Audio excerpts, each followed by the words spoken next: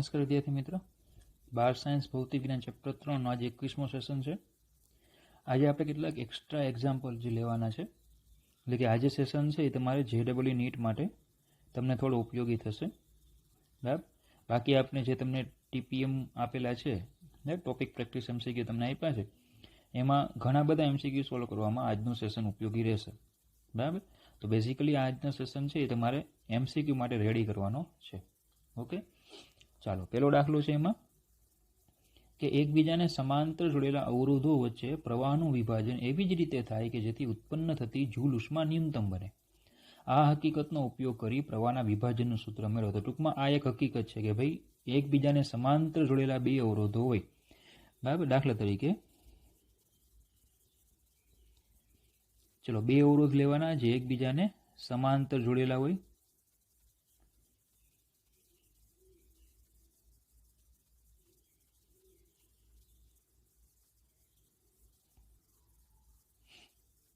ચલો આ છે અવરોધ R1, આ અવરોધ R2, એકબીજાને સમાંતર જોડ્યા છે. હવે એમાં પ્રવાહનું વિભાજન થાય. તો ધારો કે અહીંયાથી I જેટલો પ્રવાહ આવે તો આમાં કંઈક પ્રવાહ જશે I1, આમાં કંઈક પ્રવાહ જશે I2. જેમ કે પ્રવાહનું વિભાજન જે થાય I1 I2 જે છે એ એવી રીતે જ જાય કે જેથી ઉત્પન્ન થતી જૂલ ઉષ્મા ન્યૂનતમ બને. આમાં જે ઉષ્મા ઉર્જા ઉત્પન્ન થશે આમાંથી પ્રવાહ પસાર થશે એટલે I2RT પ્રમાણે ઉષ્મા ઉર્જા ઉત્પન્ન થશે. એ ઉષ્મા ઉર્જા કેવી બને? ન્યૂનતમ બને. બરાબર. આનો ઉપયોગ કરીને ઉષ્મા ઉર્જા ન્યૂનતમ બને એ હકીકતનો ઉપયોગ કરી પ્રવાહ વિભાજનના સૂત્રો આપણે મેળવવાના છે કે I1 I2 ના સૂત્રો શું આવે. હવે I1 પ્રવાહ જે છે એ R1 અવરોધમાં જાય તો I2 બરાબર હું આવું લખી શકું I માઇનસ I1, કિર્ચોફનો પ્રથમ નિયમ. I2 બરાબર I માઇનસ I1. ચાલો તો હવે આપણે લઈએ એકમ સમયમાં ઉદ્ભવતી ઉષ્મા ઉર્જા. એકમ સમયમાં ઉદ્ભવતી ઉષ્મા ઉર્જા. એકમ સમયમાં ઉદ્ભવતી ઉષ્મા ઉર્જા. ચલો એને H કહી દઉં તો H બરાબર ચલો I2R તો I1² R1 plus I minus I1² R2. બરાબર. I2R પ્રમાણે હવે તમને ઉષ્મા ઉર્જા ન્યૂનતમ છે એવું કીધું. તમને ઉષ્મા ઉર્જા જે છે એ ન્યૂનતમ ઉત્પન્ન થાય છે. તો હવે એવું લખી શકાય કે ઉષ્મા ઉર્જા ન્યૂનતમ થવા માટે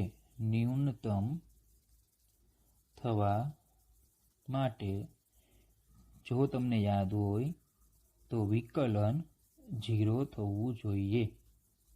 ચેપ્ટર 1 જે આપણે તમને કરાવ્યું હતું ત્યારે તમને આ પોઈન્ટની ચર્ચા કરેલી કે મહત્તમ કે ન્યૂનતમ મૂલ્ય હોય ત્યારે વિકલન 0 થાય.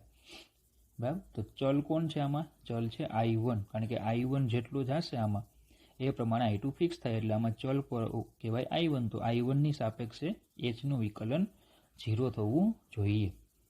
બરાબર. ચાલો તો વિકલન કરીએ આનું તો DH by DI1 equal to તો R1 તો અચળ. બરાબર. આ સમીકરણ પ્રમાણે R1 અચળ, I1² નું વિકલન એટલે 2I1 પ્લસ R2 અચળ. ચલો અહીંયા આ પદનું વિકલન એમાં બગડો આગળ એક ઘાત ઓછી એટલે I માઇનસ I1 અને પછી I માઇનસ I1 નું વિકલન થઈ જશે. I નું વિકલન 0, I1 નું વિકલન થઈ જશે -1. બરાબર.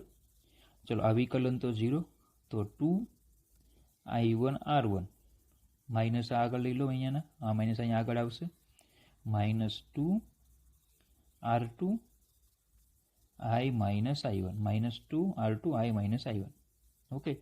ચાલો બગડો કેન્સલ થઈ જાય તો 0 equal to I1 R1 minus I minus I1 minus I minus I1 R2. તો લખી શકાશે I1 R1 ઇક્વલ ટુ બરાબર એવું કરીએ સાદુરૂપ જરાક હજી આપી દઈએ અહીંયા I1 R1 minus I R2 minus plus I1 R2. બરાબર. ચલો તો 0 અથવા તો I R2 ને આ બાજુ લઈ લઉં અને આમાંથી I1 ને કોમન કાઢું એટલે આવશે R1 પ્લસ R2. તો I1 ને કરતા બનાવો તો I1 બરાબર I R2 છેદમાં R1 પ્લસ R2. R2 છેદમાં લખી શકાય R1 પ્લસ R2. તો આ થઈ ગયું પહેલું સૂત્ર. ચાલો બીજું સૂત્ર લઈએ, એટલે કે I2 ગોતી લઈએ. તો હવે આપણે I2 આકૃતિમાં આપ્યા જ છે કે હવે I2 કેટલા થશે, તો કે I માઇનસ I1. અહીંયાથી I2 કેટલા થાય, I માઇનસ I1. ચલો તો I2 equal to I minus I1 મૂકી દો એટલે આવશે IR2 છેદમાં R1 પ્લસ R2. તો I2 ઇક્વલ ટુ આવશે IR1 plus IR2 minus IR2 છેદમાં R1 પ્લસ R2. ચલો તો I2 ઇક્વલ ટુ આ કેન્સલ થાય એટલે આવશે IR1 છેદમાં R1 પ્લસ R2. બરાબર, આ થઈ ગયું I2. તો આ જે પ્રવાહના સૂત્રો આવ્યા I1 અને I2 એ પ્રવાહ વિભાજનના સૂત્રો કહેવાય. એ તમારે યાદ રાખવાના છે. આ બંને સૂત્રો તમને યાદ રાખવા. જ્યારે પણ બે અવરોધો આપ્યા હોય, સમાંતરમાં જોડેલા હોય, તો ત્યારે તમને પ્રવાહ I1 અને I2 સીધા આ સૂત્રો પરથી તમને મળી શકે. હવે આમાં તો આપણે જૂલ ઉષ્મા એમ કીધું કે ભાઈ ન્યૂનતમ થાય એ હકીકતનો ઉપયોગ કરીને પ્રવાહ વિભાજનના સૂત્રો મેળવો. તમે આ જ સૂત્રો ઇઝીલી પણ મેળવી શકતા હતા. બરાબર, ચલો બીજી રીત પણ આપણે કરાવી દઈએ.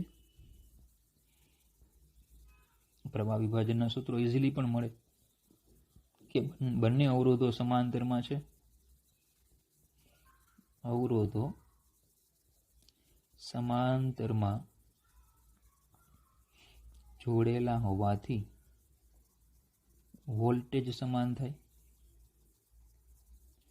બંને અવરોધના બે છેડા વચ્ચેનો વિદ્યુત સ્થિતિમાનનો તફાવત સમાન થાય. તો V બરાબર I1R1 બરાબર I2R2. બંને છેડા વચ્ચેના વિદ્યુત સ્થિતિમાનનો તફાવત સમાન થાય તો I1/I2 બરાબર R1/R2. ચલો બીજું કે ભાઈ I બરાબર શું હોય, I1 પ્લસ I2. I1 ને I2 નો સરવાળો એટલે I થાય. બરાબર, એ પણ આકૃતિ પરથી સ્પષ્ટ છે. ચલો અહીંયા વિયોગ પ્રમાણ લઈ લઈએ. તો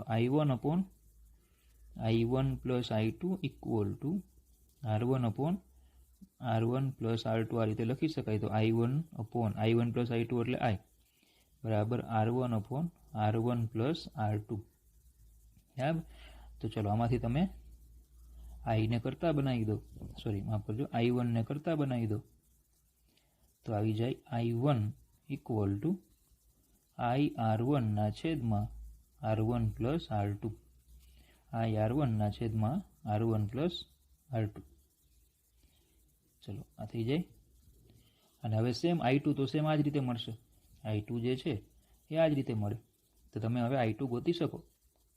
બરાબર, માટે I2 ઇક્વલ ટુ IR2 છેદમાં R1 પ્લસ R2. એ તો જે ઉપર ગણતરી કરી એ જ પ્રમાણે તમને મળે. બરાબર, ચાલો તો આ થઈ ગયું એક્ઝામ્પલ 1. તો પ્રવાહ વિભાજનના આ અગત્યના સૂત્રો છે એ તમને યાદ હોવા જોઈએ. તમને ઘણી વખત એ ઉપયોગી થશે. બરાબર,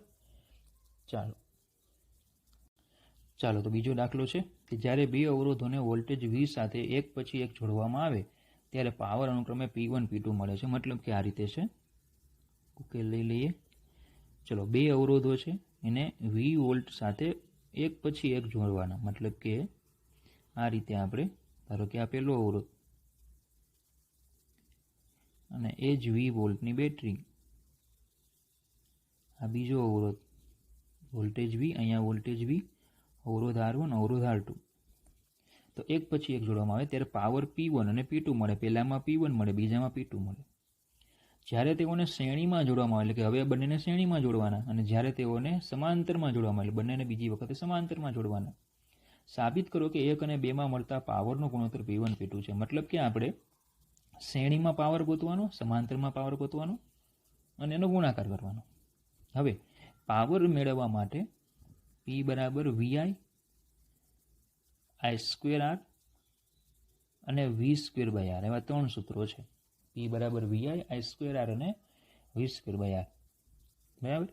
ચલો હવે આપણે આમાંથી કયું સૂત્ર એપ્લાય કરશું? તો હવે સમજો, વી તો અચળ છે, વી અચળ છે, એટલે પહેલી પસંદગી મારી એ છે કે મારે વી વાળું સૂત્ર સિલેક્ટ કરવું, એટલે ટૂંકમાં આ બેમાંથી કોઈ એક સૂત્ર લેવાય, આ બેમાંથી એક સૂત્ર મારે લેવાય, કારણ કે વી અચળ છે. હવે આર તો બંનેમાં અલગ અલગ છે. હવે આર અલગ અલગ હોવાથી શું થશે? પ્રવાહ અલગ અલગ હશે, અહીંયા I1 ને અહીંયા I2. તો એનો મતલબ કે પ્રવાહ બદલાય છે બંને કિસ્સામાં. પ્રવાહ કેવો છે? બંને કિસ્સામાં બદલાય છે. તો જો હું આ સૂત્ર લઉં ને તો એમાં વી અચળ, પ્રવાહ જે છે એ બંને કિસ્સામાં બદલાય તો પાવર બદલાય. બોલો ખબર પડે? પ્રવાહ બદલાય તો પાવર બદલાય. હવે અહીંયા કે V²/R લઈએ તો એમાં વી તો અચળ છે, તો આર બદલાય તો પાવર બદલાય. અવરોધ તો બંનેમાં અલગ અલગ છે, આર બદલાય તો પાવર કેવો થાય? બદલાશે. હવે પણ આ સૂત્ર લેવાથી આપને કોઈ ફાયદો તો થવાનો નથી. બંને બાજુ બદલાય છે કે આ બાજુ પ્રવાહ, આ બાજુ પાવર. આમાં આ બાજુ અવરોધ ને આ બાજુ પાવર. હવે આ સૂત્ર જો હું લઉં તો મને કોઈ ફાયદો નથી થવાનો. કેમ? કારણ કે મને અવરોધનું શ્રેણી અને સમાંતર કીધું છે, તો પ્રવાહ લઈને હું કશું ઉખાડી નથી લેવાનું. એટલે મારે કયું સૂત્ર લેવું પડે? અવરોધ આવતું હોય તે. તો ટૂંકમાં આપણે કેલ્ક્યુલેશનમાં સૂત્ર કયું લેવું પડે? P = V²/R. બરાબર, એ જ સૂત્ર લેવું પડે. આ તો લેવાય જ નહીં, કારણ કે આમાં તો પ્રવાહી બદલાય, અવરોધ બદલાય, પાવર બદલાય, ત્રણેય બદલાય, એટલે આ તો લઈ જ ન શકાય. તો આપણે કયું સૂત્ર લેવું પડશે? V²/R. ચલો, તો પહેલાં તો સ્ટાર્ટિંગ શ્રેણી અને સમાંતર પહેલાં આપણે પાવરના ઓરિજિનલ સૂત્રો પહેલાં મેળવી લઈએ કે ભાઈ ધારો કે અવરોધો R1 અને R2 ને વી વોલ્ટેજ સાથે વારાફરતી જોડતા મળતા પાવર અનુક્રમે P1 અને P2 છે. બરાબર, તો માટે P1 = V12/R1, that is implies R1 = V12/P1. Same એ જ રીતે P2 = V22/R2, that is implies R2 = V22/P2. ચલો, આ સમીકરણ નંબર 1. બરાબર. ચલો, હવે પહેલું કયો પોઈન્ટ છે? તો કે શ્રેણી જોડાણમાં મળતો પાવર. પહેલાં આપણે શ્રેણી જોડાણ લઈ લઈએ. બરાબર, પહેલો પોઈન્ટ. ચલો, શ્રેણી જોડાણનો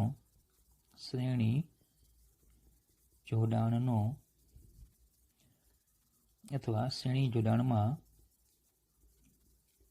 મળતો પાવર, જેને આપણે કહી દઈએ P સિરીઝ. શ્રેણી જોડાણમાં મળતો પાવર P સિરીઝ.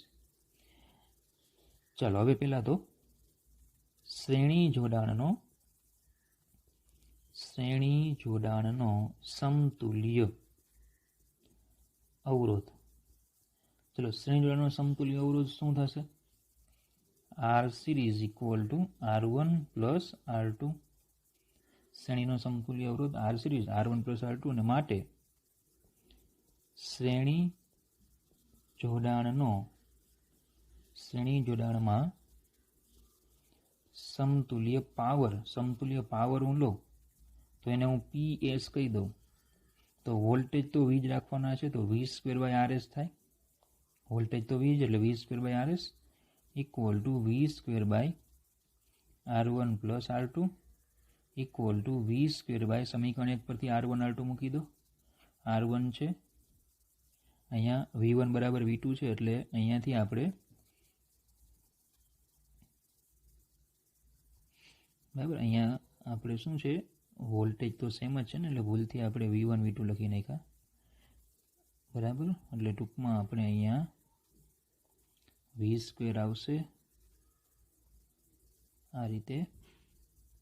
અહીંયા V², અહીંયા પણ V² ને V² ને અહીંયા V², એટલે V²/P1 + V²/P2. તો માટે P સિરીઝ = V² કેન્સલ થાય. બરાબર, અને છેદમાં લસા લઈ લઈએ તો આવશે P1 + P2 / P1 P2. ચલો આ થઈ ગયું શ્રેણી માટે સમતુલ્ય પાવર. અને આ સૂત્ર તમારે યાદ રાખવાનું છે કે તમને ધારો કે 2 અવરોધ આપ્યા છે, એ બંને અવરોધોને તમે શ્રેણીમાં જોડો તો એના પાવર કેવા? તો કે અવરોધો શ્રેણીમાં, અવરોધો તમે હેમાં જોડ્યા? શ્રેણીમાં. પણ પાવરનું સૂત્ર કોના જેવું? સમાંતર જેવું. અવરોધો શેમાં જોડ્યા? શ્રેણીમાં, પણ પાવર કોના જેવો? સમાંતર જેવો. એટલે તમારે સૂત્ર યાદ રાખવાનું છે. MCQમાં ઘણી જગ્યાએ આ સૂત્ર હશે. બીજું, ચલો હવે સમાંતર. સમાંતર જોડાણમાં મળતો પાવર એને P ઓફ પેરેલલ કહી દઈએ. ચલો પહેલા સમતુલ્ય અવરોધ, તો કે સમાંતર જોડાણનો સમતુલ્ય અવરોધ R of parallel R1 R2 છેદમાં R1 પ્લસ R2. ચલો માટે સમાંતર જોડાણમાં સમતુલ્ય power P parallel V² R parallel થાય, બરાબર, equal to V² R parallel એટલે R1 R2 છેદમાં R1 પ્લસ R2. ચાલો હવે R1 R2 ની કિંમત મૂકી દઈએ તો P parallel equal to V². ચલો R1 R2 એટલે V² P1 plus V² P2 છેદમાં V² P1 into V² P2, બરાબર.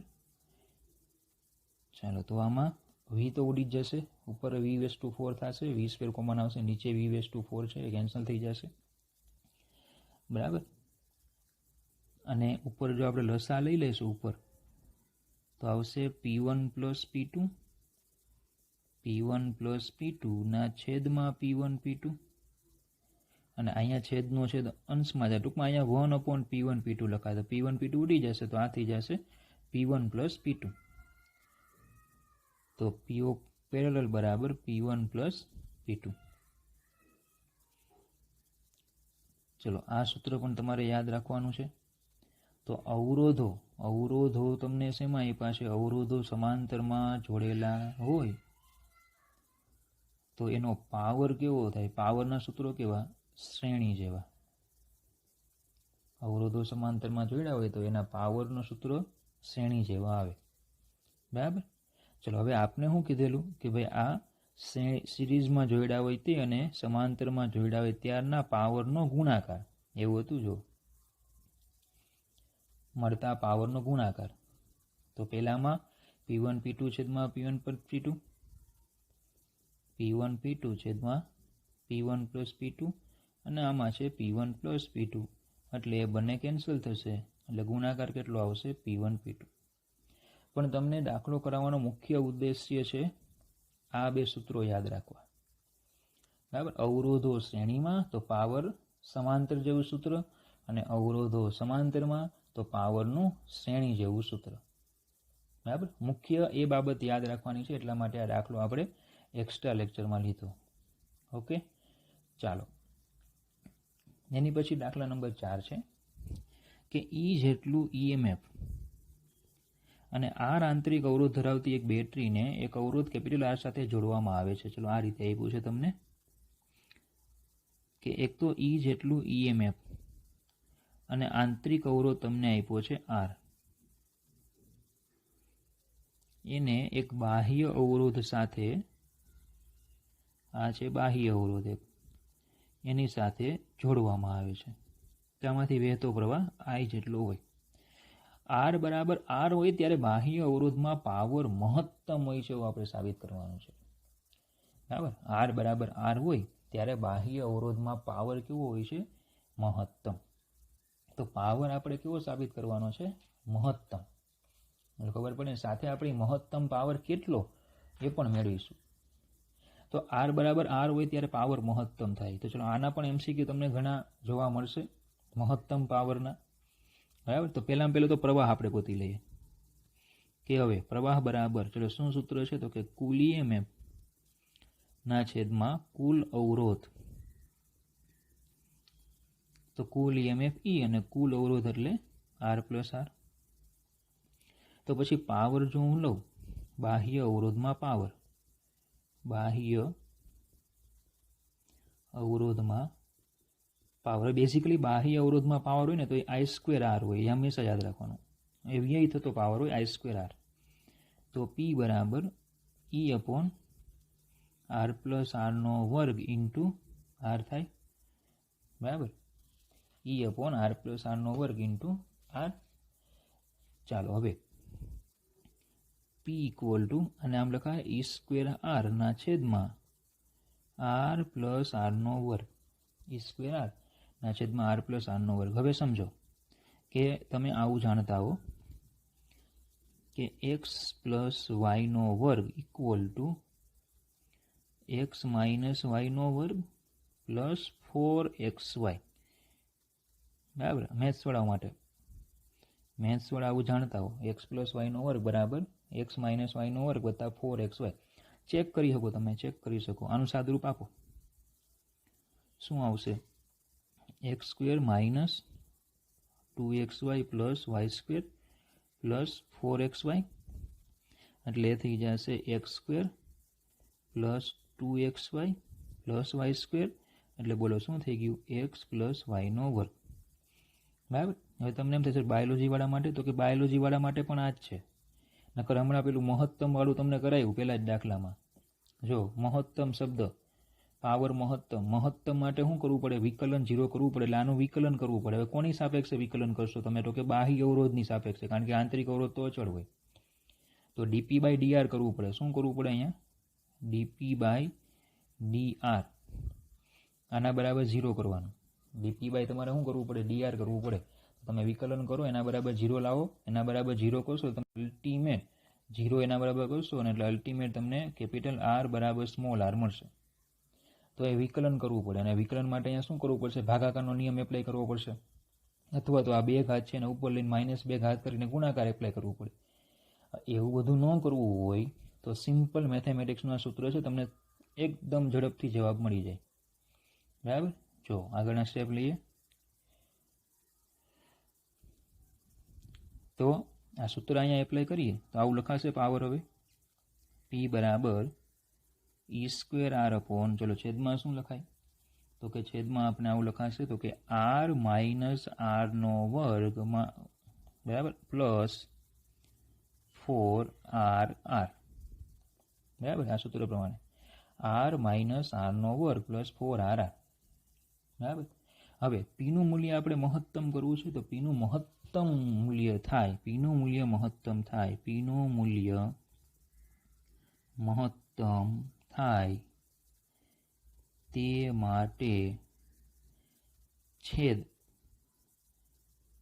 ન્યૂનતમ થવો જોઈએ. બોલો સાચું લખ્યું?